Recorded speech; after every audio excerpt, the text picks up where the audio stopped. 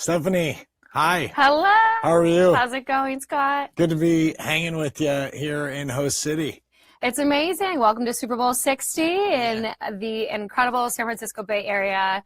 We're so excited to have the whole world here. It's like the epitome of everybody coming together in one place and celebrating. It's going to be a fun week. The sunshine is showing off for us after most of the country has been cold for the last couple weeks. So we're really excited to have everyone here. Yeah, well, let's get to brass tacks and the hard-hitting, burning questions that everyone is really worried about.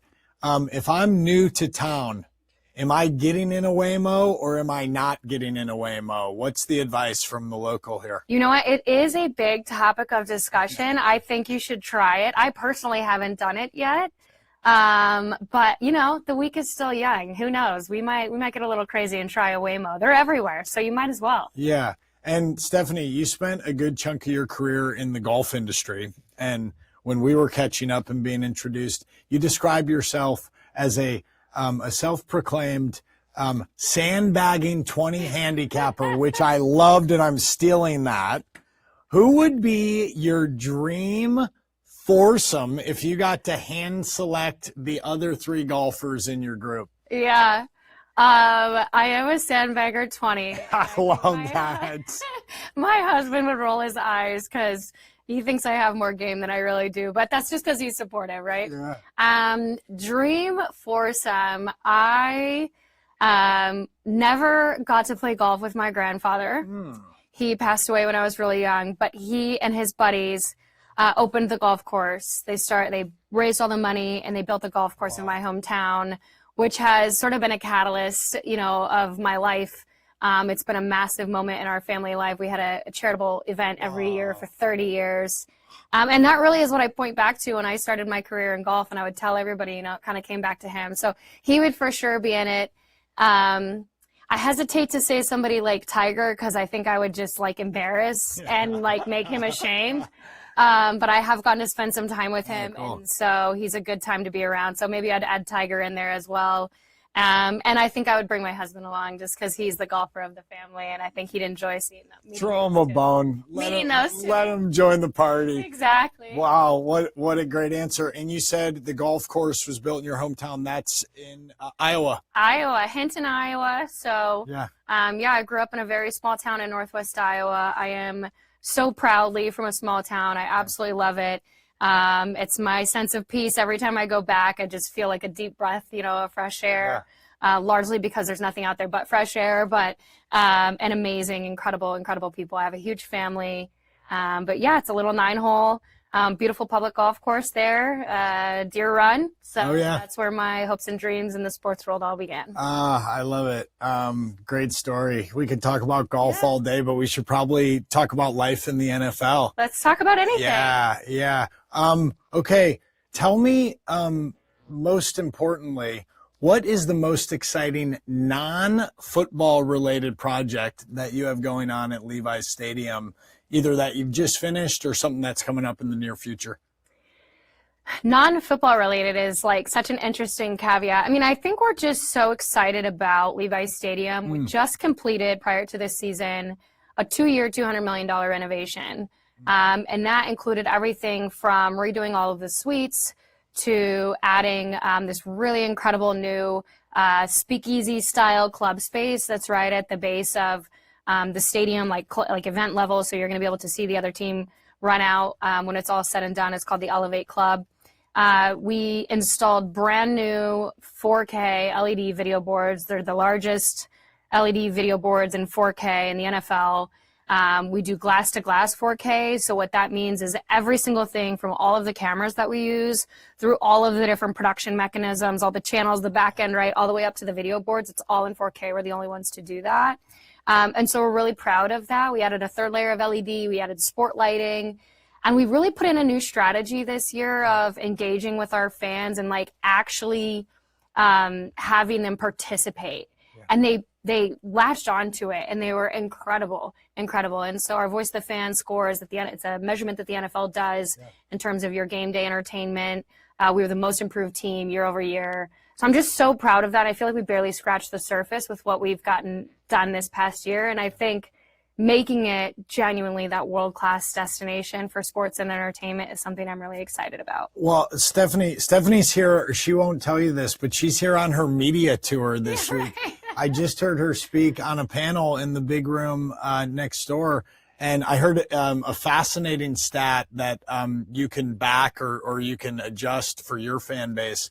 But I heard that something like 99% of a team's fan base won't ever get the chance to experience a game in your home stadium. And you just kind of raved about the in-stadium experience for a 49er fan. How do you try and translate that incredible in-stadium experience to that 99% who is arguably as important for you to kind of reach and communicate with? Absolutely. Yeah, I was blown away when Ryan mentioned that. Ryan, he's with Rakuten, one of our partners, because that's a stat that I use a lot of times with our content team and within our own leadership group. I heard that several years ago. Somebody who works for Liverpool was telling me, 99% of the people that follow or that are fans of Liverpool ever step foot in Anfield. And I started thinking about it. I'm like, holy smokes, like what a way to transform your thinking in terms of engaging with your fans. So what we do is we want the in-stadium experience to be the best of the best, right? That's what we're striving for. We want to have the greatest show. We're bringing acts through like Mark Martel, who's the voice of Queen. We had Journey there. We had Joey Fatone there this year. I've never heard 70,000 people sing like 90s pop hits like when Joey was in stadium. It was incredible. So we want to have all of that there. But what we also want to do is we want to take that Levi's Stadium experience out to our fans that are all over the world. So we have almost 25 million fans in the United States and somewhere between 8 and 10 million fans internationally. So we are like striving to make sure that everybody that's following us from afar, whatever the reason is that they may not get to Levi's Stadium, right? Whether it's distance or finances or whatever else, whatever that reason is, they don't feel disconnected from the Levi's Stadium experience. So we think about it a lot in terms of content. We still love all 99% of them that aren't going to be able to come to Levi's Stadium. We hope we can change that to, even 98 or 97%. We want as many people to come and experience Levi's Stadium as possible, and we're going to make it a heck of a show when you get there. But we really try to make sure that they feel connected to that in-stadium experience through our content. Yeah, cool. You told me 25 million Niner fans here in the United States. Nearly. You told me the other day on the phone that more season ticket holders come from Sacramento than do from the Bay Area. What would you, which I was fascinated in, of the 25 million, nearly 25 million fans here in the United States, where are they comprised from? Are they all from the state of California, or how spread out are they? What's the data say to support that? Yeah, we have a huge contingent of season ticket members from Sacramento, which we love. Actually, all up and down California. So we have season ticket members that fly in every single week from Southern California, thousands of them that fly in every single week. We have season ticket members that fly in every single week from Mexico, and from states, far-reaching. So we do these things called faithful takeovers, where we go. Our fans are just incredible. One of the best fan bases, obviously, biases aside, or biases noted, in the entire world. They're called the Faithful, and they pride themselves on like taking over stadiums and making stadiums red. So our fan base is really widespread. That's part of the benefit of having, a dynasty that happened in the early 80s or late 80s and early 90s, is that we have generations of fans all over the country, all over the world. You meet some pretty interesting people that have some deep-rooted ties in, Louisiana, for example. Yeah. Well, personal anecdote. My Chicago Bears played an incredible game against the Niners in late December, and I was in Guatemala, Antigua, a city in Guatemala, and found an American sports bar playing the game, and the bar was packed with American sports fans, and your faithful were well represented in that bar. So I got to share a fun video with you from that incredible game and viewing experience that I had. I love to hear that. I'll tell you a story as well. When we went to the UAE this past year, we launched in the UAE, which is one of our new markets globally, and we took our mascot, Sourdough Sam. And so we walked into, it's a whole funny bit now with my boss. He's like, you send, Steph to a bar in any country in the world, right? She's going to find somebody she knows. It's the small town in me, I got to have conversation. Absolutely. So we walk into the bar restaurant that it's called McAdams that we're partnering with to show our games. and we have Sourdough Sam with us, and the guy behind the bar is like, "Is that Sourdough Sam?" Yeah. And we were Oh like, my God. Like, I love the 49ers. I've never thought I would see Sourdough Sam in real life. And like there we were, just parading Sourdough Sam around, making dreams come true. So I love hearing that story about Guatemala. Incredible. Yeah, you mentioned the UAE. Okay, so I read back in early January, the 49ers created this groundbreaking partnership with the United Arab Emirates. What does that mean? Tell us more about that. What's happening there? Yeah, so we entered to the UAE as part of the NFL's Global Markets program. Yeah. So they allow you to effectively, sort of put forth a case of why you should be able to have marketing and commercial rights in different countries. And so we're in the UK. We have a wonderful partnership with Leeds United, who's also owned by our principal owner, Chad York, through a program called Unlocking Potential, which is a school program that gets kids to play football or American football. Similarly, we're in Mexico, do a lot of the same kinds of things. And so this year we entered the UAE, and we went there last June for the first time. We went to Dubai that trip, and we met some individuals from the GEMS school system. So it's a world academy. Something like 80 or 90% of the people that are in that area are expats from different countries. So they have these massive academy systems that are just brilliant in terms of how they, what they teach and how they teach and everything else. Since that trip, we've also been to Abu Dhabi and are having conversations with the school systems there as well, which we're really excited about. But we created this platform in which we are going to have flag football as part of the PE curriculum at these schools. So that's over 150,000 kids by the end of next year that are going to be playing flag football, wearing that beautiful oval that we love, that San Francisco 49ers logo as part of their school curriculum. And learning it and learning how to play. And we really think that's, one, we're just so proud of it because we love the power of sports, especially sports with youth.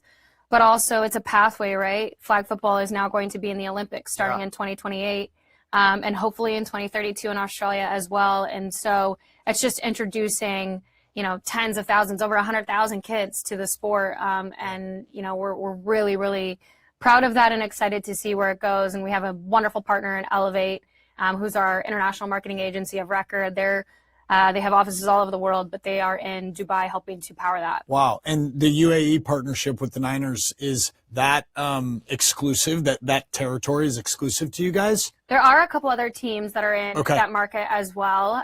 We were the first team to get there and kind of start building out. And I would say we have a pretty robust strategy there that we're proud of. We really focus on when we think about our international, we want to be super consistent, right? Like we are going to show up. We are going to be consistent in the markets that we're in. Every club has a different strategy. I'm not saying any is right or wrong. Some clubs will go there just around big events and make the most of that event.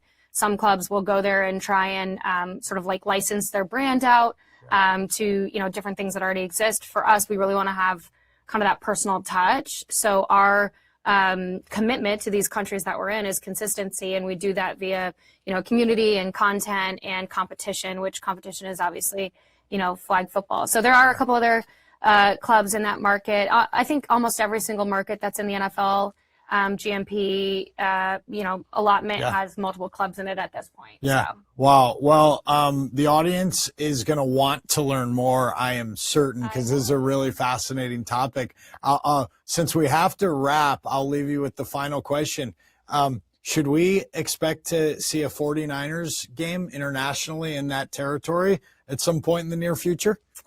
I think we should expect to see a 49ers game internationally this season. As it relates to that territory, Commissioner has gone on record saying, there's a number of different countries that are of interest. I don't have a personal line to him, so I'm not exactly sure, what that timetable looks like. But, if we ever were going to be, if the NFL ever was going to be going to the UAE or to the broader, MENA region, we would be so proud to be one of the teams that was there. And, our goal is that, these 150,000 kids that are playing flag football would show up and be cheering on the faithful, excitedly for us if we end up getting to go there. Well, maybe we'll try and track down Mr. Goodell this week. And get an answer sure. I heard he's in town, so. Yeah. Stephanie Rogers, everyone, with the San Francisco 49ers. What a nice chat. Appreciate it. Thanks.